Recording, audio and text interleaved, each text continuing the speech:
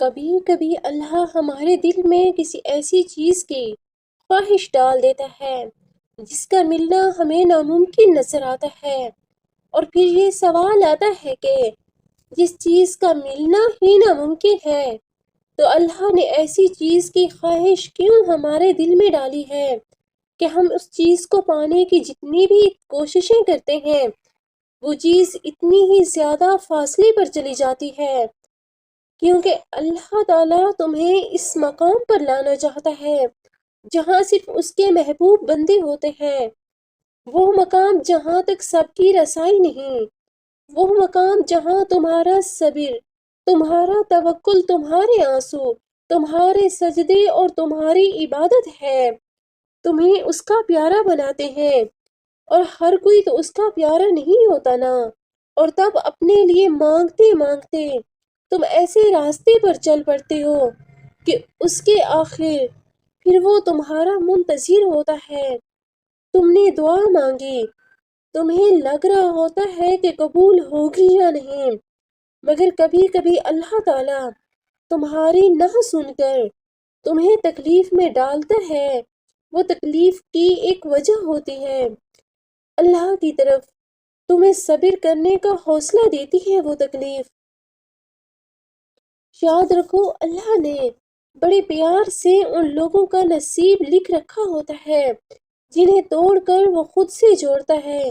کسی مصلحت کے تحت، یا پھر ان کی کوئی من پسند چیز ان سے چھین لی جاتی ہے، یا پھر اللہ دور کر دیتا ہے کچھ رشتوں کو، کچھ لوگوں کو، یا پھر کچھ جذبات کو اللہ دور کر دیتا ہے، کیونکہ جب اللہ کسی کا دل توڑ کر اسے خود سے جوڑتا ہے نا تو اسے دنیا کی محبت سے آزاد کر دیتا ہے، اور پھر جانتے ہو اس دل میں کیا رہ جاتا ہے؟ فقط اللہ کی محبت۔ صفا و مروہ بھی دراصل صبر کی کہانی ہے۔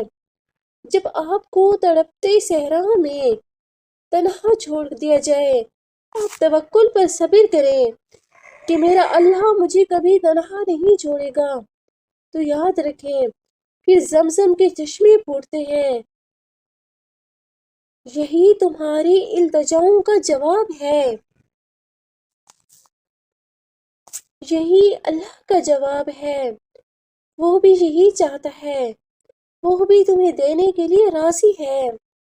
وہ تمہیں بس سننا چاہتا ہے بار بار، کیونکہ تمہارا اس کو بلانا اچھا لگتا ہے۔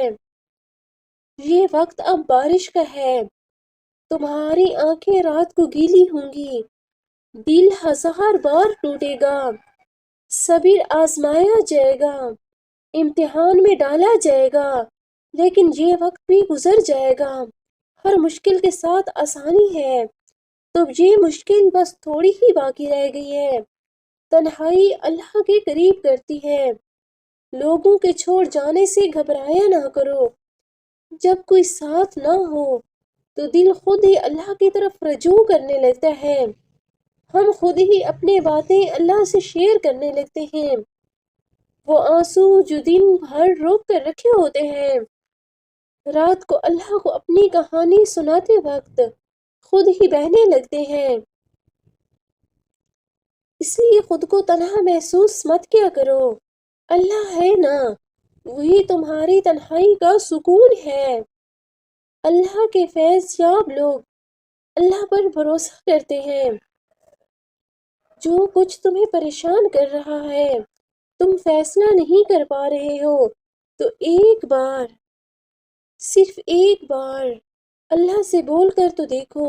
اسے بتاؤ، اس کے ساتھ مشورہ کرو، اس سے دعا مانگو، پھر دل سے یہ خوف نکال دو کہ کیا ہوگا، کیا نہیں ہوگا، جو بھی ہوگا بہترین ہوگا، اسے ہی توکل کہتے ہیں۔ جب توکل اتنا مضبوط ہو جائے تبھی معجزے ہوا کرتے ہیں، بس تمہیں اپنی باری کا انتظار کرنا ہے۔ توکل سے زندگی میں کچھ باتیں اور کچھ دکھ ایسے ہوتے ہیں جنہیں اللہ کے سوا کوئی نہیں سمجھتا، وہ دکھ تمہیں تہجد کے سجدے تک لے آتے ہیں، وہ جو رات کو جگائے رکھتے ہیں، جو اللہ سے دل کا حال کہنے پر مجبور کر دیتے ہیں، وہ باتیں جو اللہ کو بتانے کے لیے ہم ہمیشہ تیار رہتے ہیں۔ وہ دکھ اصل میں دکھ نہیں،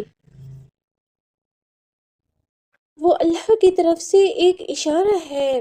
وہ چاہتا ہے تم مجھ سے بات کرو، اس لیے یہ درد دیتا ہے۔ اصل میں وہ اللہ تمہیں خود کے قریب کرنا چاہتا ہے۔ یاد رکھو، جو رات کے بعد صبح اور گرمی کے بعد ٹھنڈ دیتا ہے، وہی اللہ تعالیٰ تمہیں پریشانی کے بعد خوشیاں بھی ضرور دے گا، انشاءاللہ۔ ویورز، اگر ویڈیو اچھی لگے تو مجھے لائک اینڈ کامنٹ کر کے ضرور بتائیے گا، اور چینل کو سبسکرائب بھی کر دیجیے گا۔ جزاک اللہ۔ اللہ تعالیٰ آپ کو ہمیشہ شاد و آباد رکھے، آمین۔